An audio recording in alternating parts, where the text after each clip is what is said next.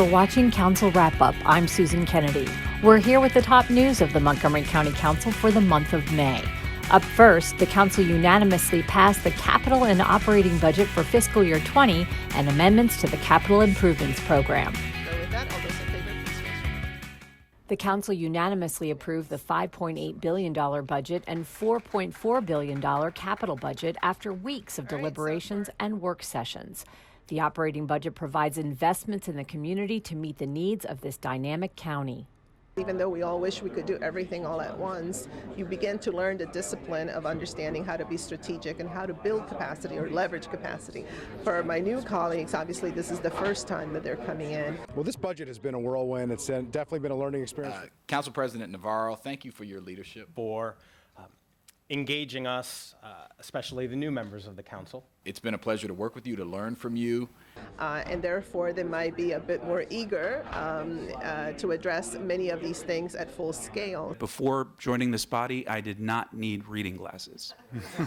I have been so impressed by the willingness of our new colleagues to understand the history, the background, to come up with also innovative ways. I want to expand Kids Ride Free. Is to build the capacity and to address some of these big picture items. We've tried to do it all, and of course we also did it without kicking the can down the road. We're working on our debt, which is a great concern. It's too high.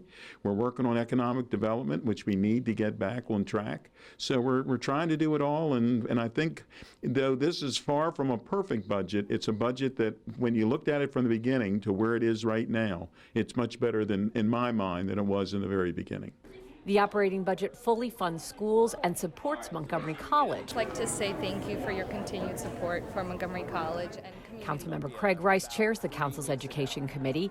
He and his colleagues on the education committee worked especially hard to come up with a budget that puts kids first. We were able to take this budget in cooperation with my colleagues from an education last budget and truly make it an education first budget. The newly approved budget protects our safety net, adds funds for services for the developmentally disabled, and makes a $7 million investment in early child care and education.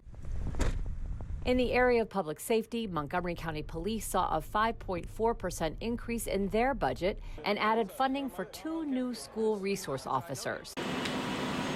Montgomery County Fire and Rescue Services will receive a 2.4% increase, which includes funding for 20 new firefighter positions.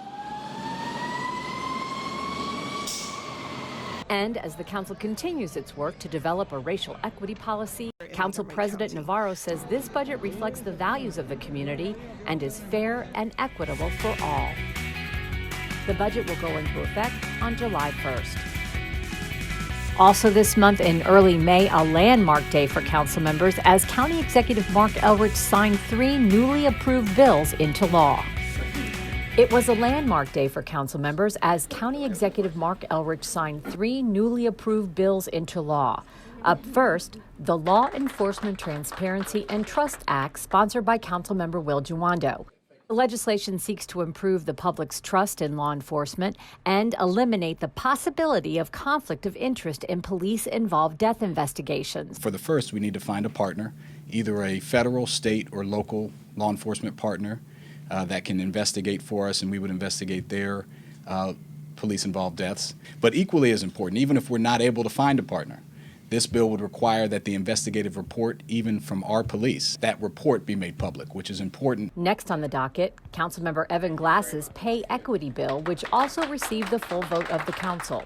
Under this law, Montgomery County government will no longer be able to rely on pay history when determining the salary of a newly hired employee. This being my first bill, I'm just really excited about it, that when I first joined the council and started asking about the hiring of my team, realizing that they were being asked their salary history and quickly recognizing that that is the wrong thing to do in the year 2019. When we rely on pay history to set future pay, we are perpetuating the income gap that exists. When you are not valued as a person, it is very difficult to value yourself. And so thank you, Evan, for making a bill happen that allows women to feel better about themselves by having equal pay. And the drinking water of our kids at Montgomery County Public Schools will be safer now.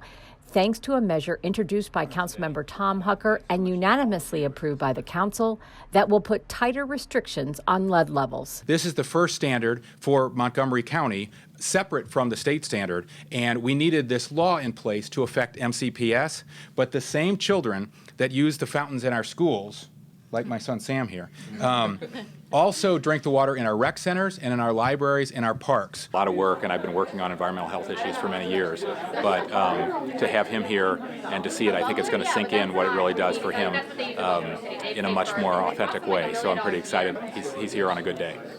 All three of these new bills now officially go into effect in 91 days.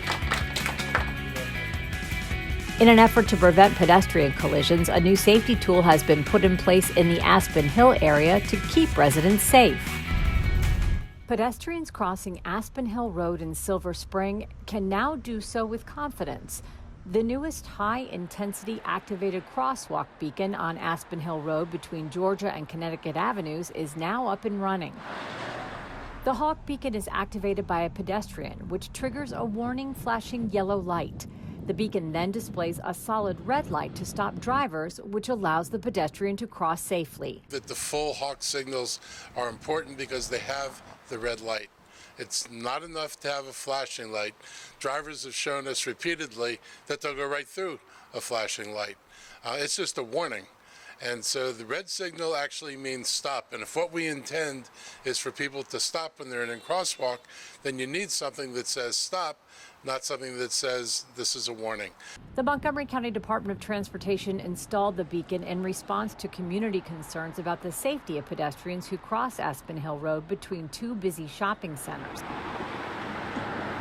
Council Vice President Sidney Katz chairs the Public Safety Committee. And today, when you have things like the Hawk signals, which absolutely save lives. In today's society, we have become so distracted, and that's from the driver and the pedestrian too in some cases. We walk with earbuds in our ear, and people, though they shouldn't be, they hold their cell phones in their hands while they're driving, and we look at other things, and we need to make certain that we are not distracted, whether there's a Hawk signal there or not. But the Hawk signal says, oh, by the way, if you are distracted, you better be cautious. The county's Vision Zero program has been in place for over a year. However, pedestrian safety still remains a challenge here in Montgomery County. Councilmember Evan Glass says the new beacon aligns with the goal of keeping pedestrian traffic safe. This is a really important first step in making sure that pedestrians in this community remain safe. Here in Montgomery County, we need to increase our pedestrian infrastructure because unfortunately in 2019 we've already had 70 incidents involving vehicles and pedestrians, and that's 70 too many. And over the last year in the state of Maryland as a whole, pedestrian-related accidents have increased by 25%. And so as much as we can, we need to increase our safety measures for pedestrians, for bicyclists, and for drivers so that not one more individual is injured or killed because of driving.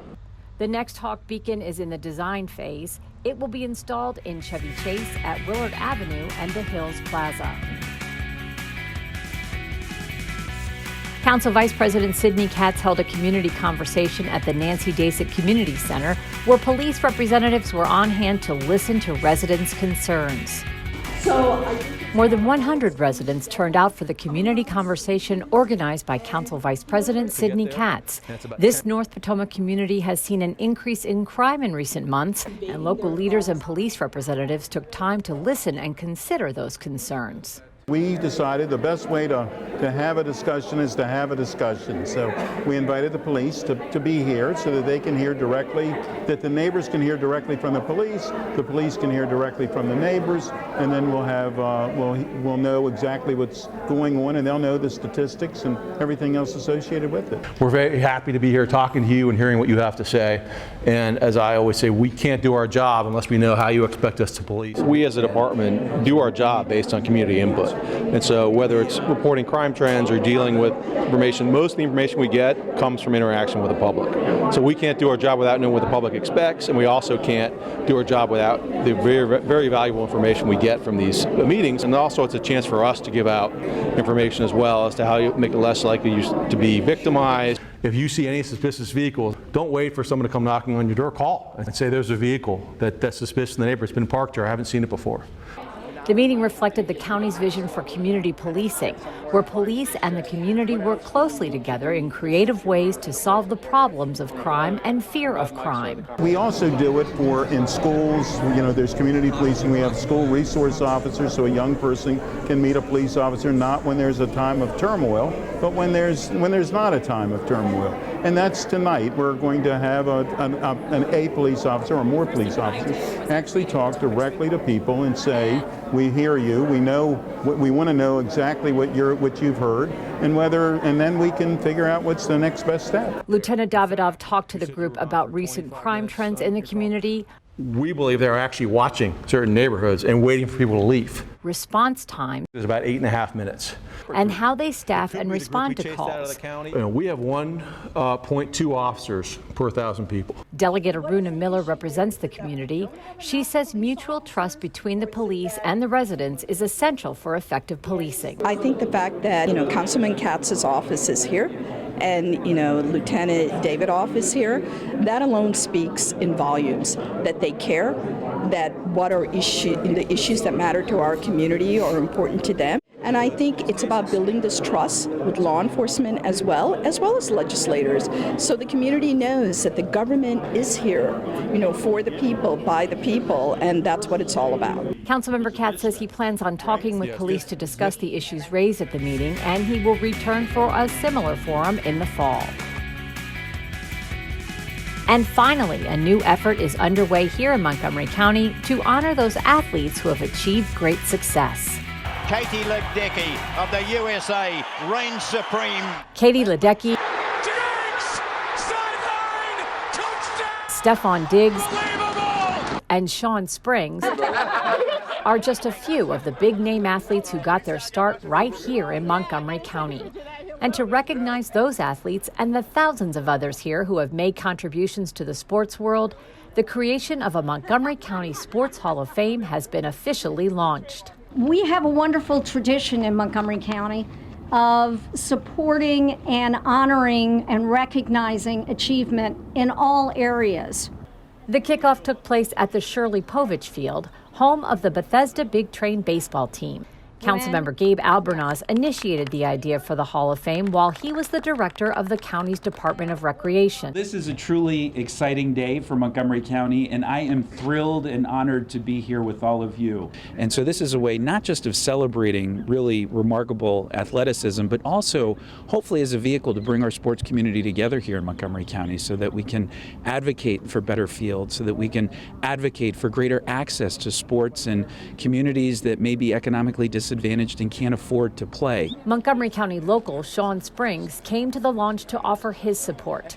This former Redskins cornerback and Springbrook High School graduate said his experience playing sports here in the county taught him valuable life lessons that he believes are important in the development of every child. It's about how do we help continue to develop some of the kids in this county, because the lessons that you learn playing sports, from teamwork, dedication, hard work, and we have to continue to build our youth and build the people in the county. Among the other supporters on hand, council members who believe there are numerous benefits in establishing a Montgomery County Sports Hall of Fame. Well, what excites me about this is it's not just about individual achievement, it's about community accomplishment and about the community coming together through sports to teach young people about life, to focus on productive uses of time and to really be part of something that is a lifelong pursuit through sports. The Montgomery County Sports Hall of Fame is partly about helping to formulate a stronger identity of our county, but I hope it'll also help the county reinvest in more sports. Sports teach kids so many lessons. How to fail, how to get up again, how to win, how to do so with pride and with being humble and not boastful. And it's just a great life lesson. The inaugural Sports Hall of Fame induction will be held September 13th at the Silver Spring Civic Building. For more information about the work of the council, visit their website. For County Cable Montgomery, I'm Susan Kennedy. Thanks for watching.